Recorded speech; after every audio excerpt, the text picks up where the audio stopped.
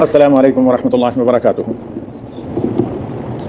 السلام علیکم ورحمۃ اللہ وبرکاتہ. الحمد للہ رب العالمین والصلاة والسلام علی نبینا محمد خاتم الانبیاء وامام المرسلین وتابعین له باحسان الى یوم الدین. اللهم اجعلنا من هؤلاء المحسنین یا رب العالمین المعافین المقبولین المبارکین برحمتک یا ارحم الراحمین. ہمارے قابل احترام سامعین اور بعد میں اسے اور لوگ بھی سنتے ہیں، لہذا جملہ دنیا جہاں میں سننے والے حضرات و خواتین، آج کا خطبہ جمعہ اللہ تعالیٰ کی وہ جو کچھ کونی آیات یا معجزات جنہیں کہتے ہیں ان کے بارے میں تھا. اور اللہ تعالیٰ نے قرآن کریم میں صرف مشرکین بت پرستوں یعنی کفار اور منافقین کے بارے میں یہ کہا ہے کہ یعنی اللہ تعالیٰ کی یہ آیات ان کے اوپر سے گزر جاتی ہیں جس طرح ناک پر مکھی بیٹھ کر گزر گئی، ان کو اثر نہیں ہوتا. لیکن اس کے برعکس اہل ایمان اور اہل ایمان کے پیشوا اگر نبی صلی اللہ علیہ وسلم کی سیرت کو پڑھیں تو ہمیشہ کیا رہتے تھے؟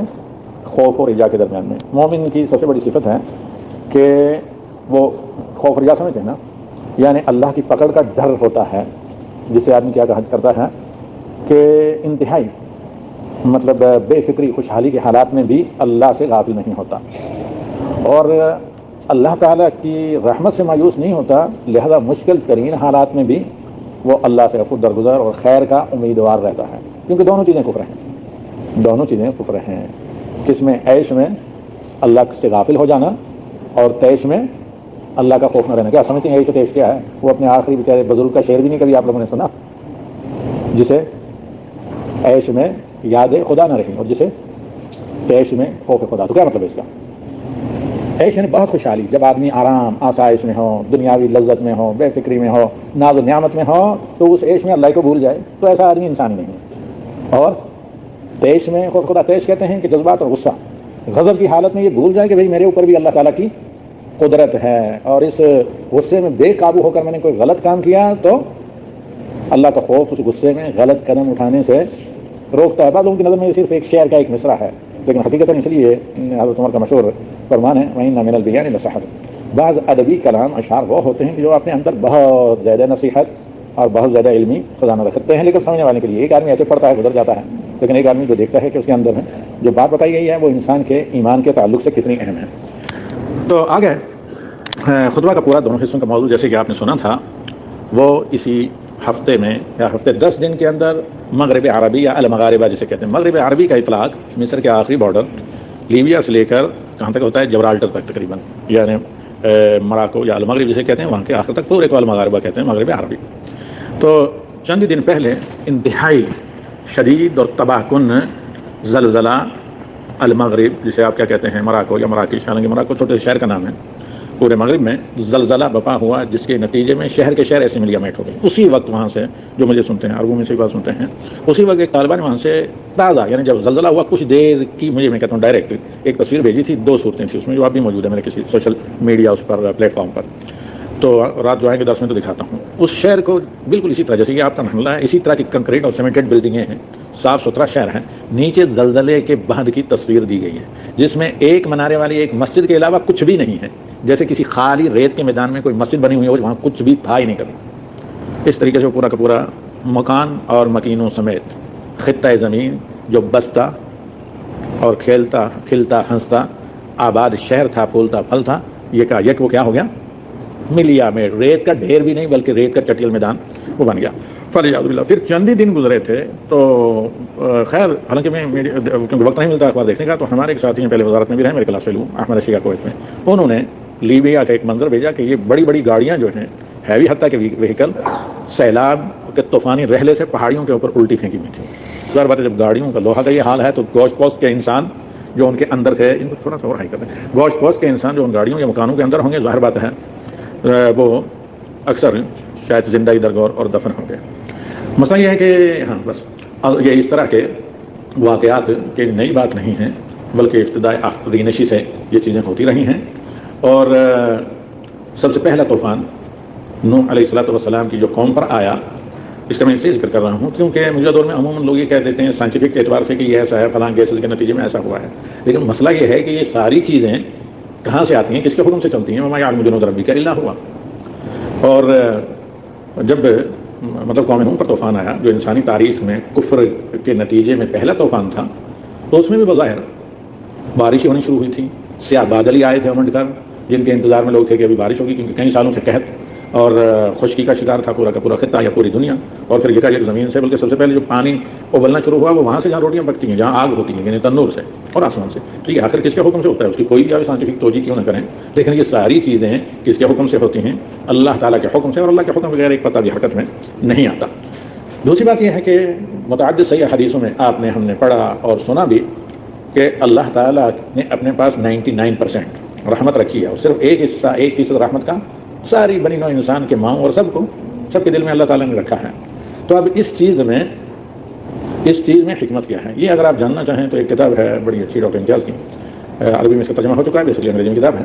تو اس میں غیر مسلم طالبہ کہتی ہیں کہ ایک لائبریری میں نے قرآن کا ایک نسخہ اٹھایا، تو میں نے شروع میں یہ کہا نہیں مسلم کہ یہ کیسا مسلمانوں کا رب ہے کہ بستیوں کو تباہ کر دیتا ہے. فلیعوذ باللہ، میں نقل کر رہا ہوں، نقل کفر نہ بھاشا، وہ ایتھسٹ تھی اس زمانے میں، مسلم نہیں تھی اور رحم نہیں آتا. کہ یہی وجہ بنی کہ میں نے قرآن کو پڑھنا شروع کیا. پھر قرآن کو جب پڑھ چکی میں تو پھر اس نتیجے پر پہنچی کہ اپنے کیے کی سزا. کسی بھی جتنی بھی دنیاوی قومیں تھیں جو تباہ ہوئیں، عاد ہوں، سمود ہوں، قوم نوح ہوں وغیرہ، سب کو اللہ نے بہت موقع دیا. اپنے انبیاء اور رسل بھیجے، بشارت دینے والے بھیجے کہ ایمان لے آؤ، تمہارے لیے جنت کی بشارت ہے اور دنیا میں نجات کی بشارت ہے. بھائی ایمان بڑھو گے تو منذر بھیجے کہ تمہارے لیے دنیا میں تباہی اور آخرت میں بھی تباہی ہوگی اور اللہ تعالیٰ کا عذاب آئے گا. بار بار تنبیہ کے بعد جب باز نہیں آئے تو پھر اللہ کا عذاب آیا. تو اس کے نتیجے میں بعد میں خیر قرآن پڑھنے کے نتیجے میں مسلمان ہوئی. اور اسی لیے کسی کا کہنا یہ ہے ان دنوں میں کہ جتنے جو لوگ مسلمانوں کی یا قرآن کی مخالفت کرتے ہیں اتنی زیادہ اس کی خدمت کرتے ہیں.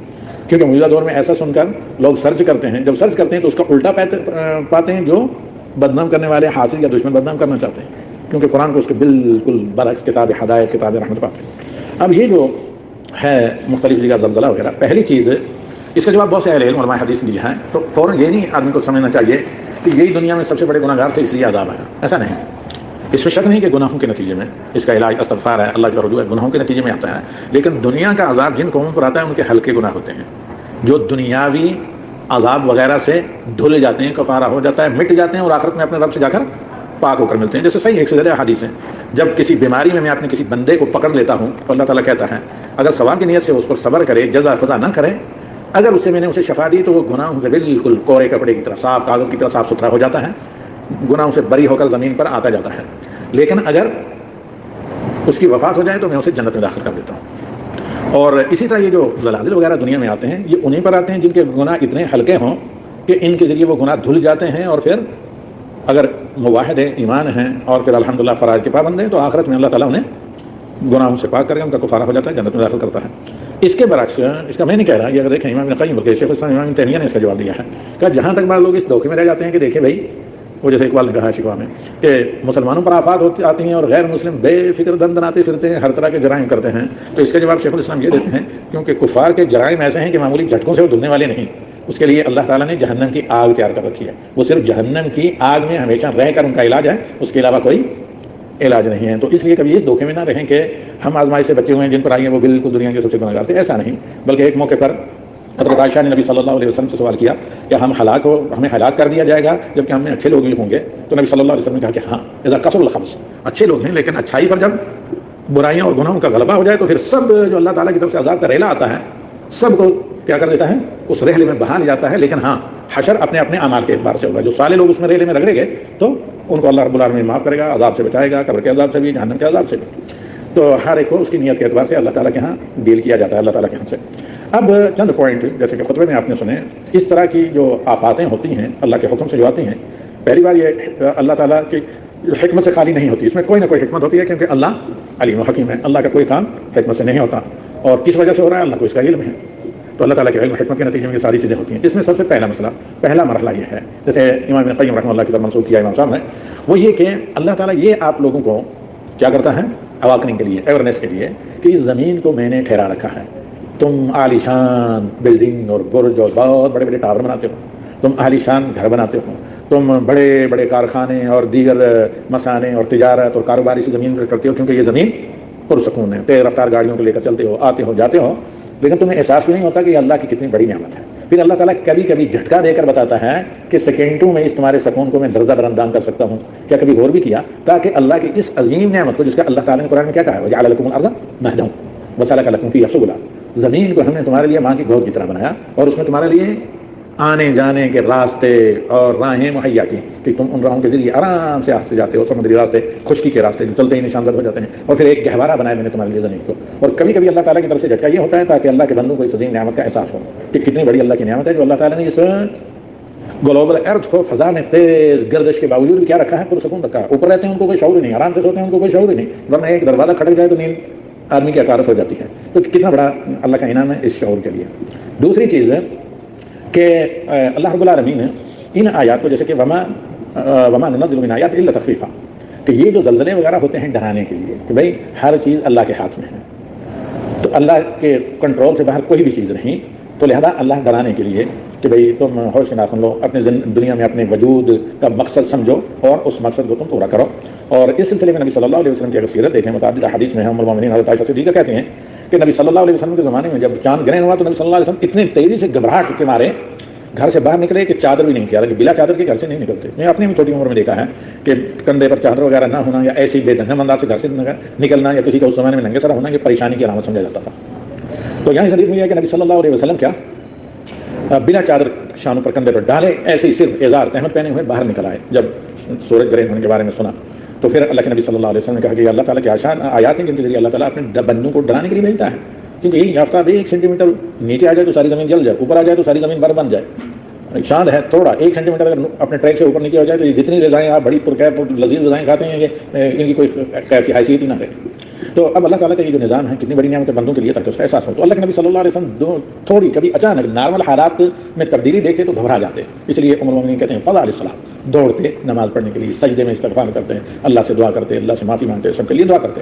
پھر نقل کیا ایک خطاب امام ابن عثیمین کا۔ امام ابن عثیمین کہتے ہیں کہ ہم اپنی جوانی چھوٹی عمر میں دیکھا کرتے تھے سعودی عرب کے ان خطوں میں، قصیم میں وغیرہ میں، تو اس طرح کے حالات پر لوگ ڈرتے تھے، گھبرا جاتے تھے۔ حالانکہ اس زمانے میں میلی حیثیت لوگوں کی اتنی ہائی نہیں تھی، لیکن اس کے باوجود عورتیں مرد صدقہ کرتے، استغفار کرتے، امر بالمعروف نہی عن المنکر، لوگوں کو اللہ کو یاد دلاتے اور ریمائنڈر تذکیر اللہ کی طرف رجوع کرو، اللہ رب العالمین سے معافی مانگو وغیرہ، ان تمام چیزوں میں کہ موجودہ زمانے میں تو ایسے ہی جیسے ناک پر مکھی بیٹھی اور اڑا دیا، گویا کچھ ہوا ہی نہیں، اتنا کچھ ہوتا ہے، اور سمجھتے ہیں کہ ہم مامون و محفوظ ہیں، فلاں جگہ ہوا ہے، کسی اور کس وجہ سے آیا ادھر نہیں، ہم بالکل مامون ہیں۔ ایسا نہیں، اپنے آپ کو مامون نہ سمجھے، کوئی بھی اس دنیا میں مامون نہیں لگے جسے اللہ رب العالمین اپنے امن میں رکھے۔ اور اسی طرح تیسری بات یہ کہ اس طرح کے حالات میں جیسے کہ امام ابن حجر رحمہ اللہ نے فرمایا ہے، نوٹ کریں کہ یہ قیامت کے قرب کی نشانیاں ہیں۔ فوراً آپ کہیں گے کہ نہیں پہلے بھی تو زلزلے آتے رہے ہیں، تو اس کا جواب آج سے 700 سال پہلے امام ابن حجر رحمہ اللہ یا امام ابن قیم نے دیا ہے۔ تو یہ کہ کہا کہ نہیں ہاں زلزلے پہلے بھی آتے تھے، کثرت سے زلزلے آتے تھے، مطلب یہاں آئے وہاں آئے، آپ دیکھیں گے عہد عمر بن خطاب میں، عہد عمر بن عبدالعزیز وغیرہ میں، مدینہ میں جو زلزلہ وغیرہ آیا، لیکن تب دنیا آج میں یہ فرق ہے کہ آج تسلسل کے آتے تھے، کسی ایک زمانے میں مختلف خطوں میں آئے، لیکن کنٹینیو کتنے سالوں سے ہم دیکھ رہے ہیں، اتنے قریب پیریڈ میں کہ 1-2 سال کے عرصے میں، ابھی کچھ زمانے پہلے ترکی دیار بکر اور شام وغیرہ میں زلزلہ، اور اب مغرب عربی میں اس میں جس کا مراکو میں، اور اس کے بعد لیبیا میں فوراً زلزلہ، یہ تو پہلے، لیکن کنٹینیو آگے پیچھے ایک تسلسل کے ساتھ نظر آنا یہ جو ہے قیامت کی نشانیوں میں ہے۔ اور چوتھی چیز، یہ ساری چیزیں تو ہیں کہ بھئی گناہوں کے کفارے کے لیے تو ہمیں کثرت سے استغفار کرنا چاہیے، صدقہ و خیرات کرنا چاہیے۔ چوتھی چیز، آخری چیز وہ یہ کہ لا الہ الا اللہ، اللہ تعالیٰ نے قرآن میں کریم میں کہا کہاں جی یا ایھا الناس اتقوا ربکم ان زلزلۃ الساعۃ شیء عظیم یوم ترونها کل مرضعۃ یوم ترونها تذهل كل مرضعۃ عما ارضعت وترى الناس سکارى وما هم بسکارى ولكن عذاب الله شدید۔ یا ایھا الناس اتقوا، یہ سب سے بڑی چیز، اے لوگوں تقویٰ اپنا، تقویٰ آپ کو اس دنیا کے زلزلے سے بھی بچائے گا اور آخرت کے زلزلے سے بھی۔ یاد رکھیں یہ زلزلے جو آتے ہیں وما ننزل من الآیات الا تخفیفا، یہ جو زلزلے ہم دیکھتے ہیں تمہیں ڈرانے کے لیے، ریمائنڈر کے لیے کہ بڑا جو زلزلہ جو آئے گا نا تاکہ اس کا احساس رہے، چھوٹے سے زلزلے سے اتنے تو پریشان ہو تو بڑے زلزلے کے لیے کتنے تیار ہو۔ ان زلزلۃ الساعۃ شیء عظیم، بہت ہی بھیانک ہوگا قیامت کا زلزلہ۔ یوم، وہ دن ہوگا جب ہر ماں مخلوق کی ہر ماں اپنے کس کو اپنے بچے سے دودھ بھی چاہتے، سب سے کمزور چیز مرغی کہتے ہیں، مرغی کا دل، کبوتر کا دل سب سے کمزور ہوتا ہے، لیکن وہ بس ہوگا چیتے شیر سے بھی ٹکرا جاتی ہے اپنے بچوں کو بچانے کے لیے۔ تو یہاں قیامت کے زلزلے کی ہولناکی کو بیان کرتے ہوئے اللہ تعالیٰ کہتا ہے کہ اے لوگوں بچنے کا ایک راستہ ہے تقویٰ، 12 میں بتا چکا ہوں، تقویٰ اللہ کے فرائض کو انجام دینا، اللہ کے حرام کردہ کاموں سے بچنا، باقی اوور ٹائم ایکسٹرا کریں کہ جو کمی ہو وہ پوری ہو جائے۔